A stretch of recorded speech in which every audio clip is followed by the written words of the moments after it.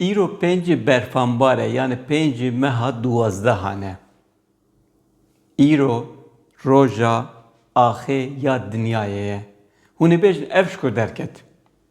Yekîtiya zanista axê ya navneteweyî 2012 de pêşniyar kiriye ku pêncî berfanbarê wekî roja axê ya navnetewî vê qebûl kirin.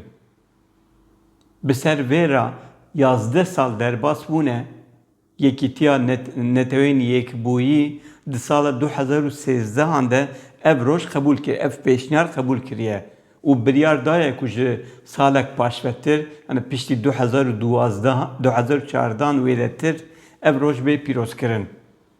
û ji sala 2014 ve heta anha her sal roja axê ya navnetewî tê pîrozkirin. Ax ji bo jiyana însanan gelekî girîng e, qîmeta wê gelek e. Bala xwe bidin vê îstatîstîkê. Sedî not û pêncên xurekê yani sedî not û pêncê tiştên em dixwin ji axê tên. İstatîstîkek gelekî mezin e ne? Loma ax ew qas girîng e. 18 elementên kîmyasal ên xwezayî ku ji bo nebatan girîng in, 18 element ji axê tên. Nebat hûn dizanin em wan jî dixwin, em wan dikin derman jî pê birînên xwe, pê nexweşiyên xwe derman dikin, ew jî ji axê tên. Ax ew qas mihîm e. Lê guherîna kişwerê gelekî bandor li axê kiriye. Erozyonê gelekî bandor li axê kiriye. Ji xwe ji ber van yekan saziyên navnetewî, yekîtiya zanista axê ya navnetewî biryar stendiye û ev biryar bi Netewên Yekbûyî daye erêkirin. Her sal ev roj tê pîrozkirin di hema demê de daxuyanî tê belavkirin. Îsal daxuyana 2025 de duruşma wan ev e. Ji bo bajarên bi tendurist, axa bi tendurist û bi vê yekê re bal kişandiye ser peyzajên li bajaran.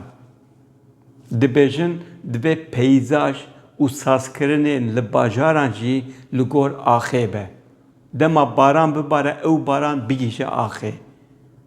Tiştekî wisa bal kişand ne ser vê yekê 2025 de ji ber ku bajar her ku diçin mezintir dibin.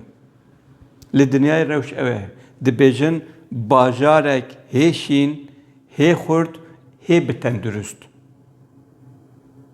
Rewş ev e.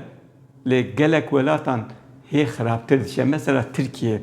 Li Tirkiye di sala 2025 de çandinî yani feyde girtina ji axê sedî 12 xal heft kêm bûye. Bereva jî wê sedî 13.22 çêkirina avahiyan yani înşaat zêde bûye. Yani qîmeta ji axê girtina ji axê kêmtir, bikarana wê axê ji bo înşaatan zêdetir bûye. Ji bo çi ev jî meseleyekî din e. Ji bo Kurdan jî ev derbas dibe. Li Efrînê kîtê wê axê bikartîne. Li Hewlêrê çi qas Ereb ji bajarên din tê Hewlêrê xaniyan û axê distînin. Ax çi qas tê firotin, çi qas tê bikaranîn. Ji alî siyasî, demografî be qîmeta axê aliyekî din e. Lê îro ku roja axê ya navnetewî ye tiştekî din e. Em bi taybetî balê dikişin ser vê axê ku sedî not û pêncê wê xurekê em ji wir digirin. Hêjayek ku li her derê em xwedî li vê axê derên. Bila roja axê pîroz be.